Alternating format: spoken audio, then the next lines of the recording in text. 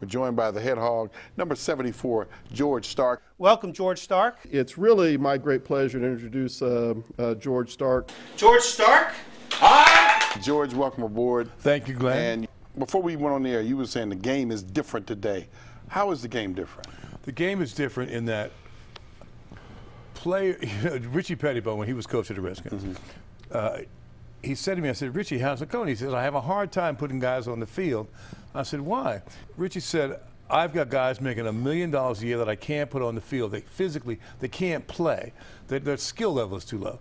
I said, well, and he said, I have other guys that just, they get a bump. I get a call from their agent that says, my guy can't go. You know, he's got a hip pointer. You know, I grew up in old school. You and I are the same age. Right. When I grew up, if you could breathe, you were going to play. You were not going to tell Vince Lombardi you weren't going on the field because you had a hangnail. Football is an odd business. You're never sick, right? You're really almost never hurt. So when a guy is hurt, you know, he's got to be. I remember Joe Bugle once saying, "There's a difference between pain and injury. Injury is, you know, you tape an aspirin to it. Hurt is just broke, okay? So you never have a tummy ache and you can't go to work. That's just not football. That's some other sport, right? Maybe that's baseball, but not talking baseball.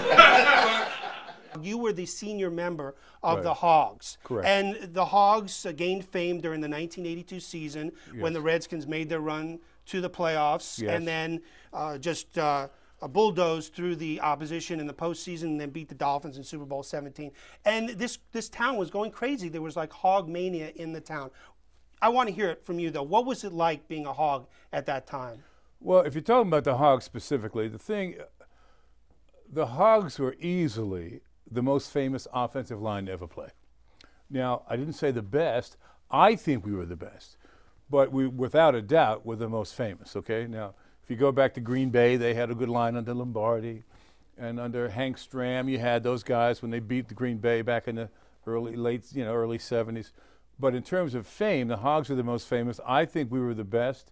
And a lot of it has to do with the chemistry between the line and the running back. So you had very talented offensive linemen. What is it that the Redskins have to play for right now? What is going through their minds? What do they want to achieve at this point? I think the difficulty with the Redskins today is it's not clear where they're going.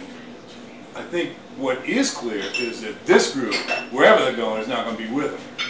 And so then the question is, then what do they have to play for? That these guys are probably not going to be here next year. So if that's true, and you're one of those guys, then what do you have to play for? I don't know the answer. Well, I'm glad you invited me here. CFC is very close to my heart. I did, in fact, start a school for troubled kids. And even that's tied to the CFC. I was given a speech at OMB, I think. And the director at the time liked my speech, and it was a she, and she said, thanks for coming out and doing this. I know you've done a lot of CFC stuff. Is there anything we can do for you?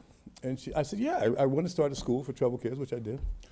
And she said, well, how's it going? And I said, well, I need some help. She said she called her husband up, and he became my partner, and we started a school. George, this is a huge program you're running. Yeah. And you're dealing with youngins that almost had no future at all until they realized that having a trade, like dealing with cars, and you can make a lot of money.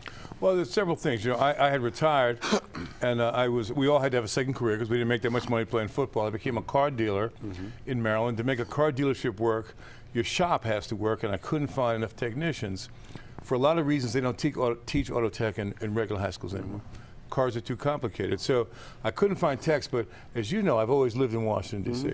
Yeah. And it was at a time, very much like now, where there was a spike in youth violence, and all these kids were shooting each other. Meanwhile, there's 200 auto dealerships in the greater Washington area. I'm one. None of us can find techs. I said, why don't we take these kids that are shooting each other, make them techs, they'll stop shooting each other, and we'll have techs. Historically, we've probably had 500 students graduate. We're 50% successful. Everybody's watching this broadcast. If you want to come to school, you come see me. Right. You're in. Our program is for 16 and up. There's no maximum age. The oldest student we had was 68, Mr. Dawson, which I hope you're watching. I love him to death. He said, am I too old to go to school? I said, no, sir, you're not. He graduated at 71, and he's an inspiration to me personally. Hey, if you want a job, you got to check with George. We're going to give you the website and the whole bit. Hey, he's offered it to you. 703-387-1020.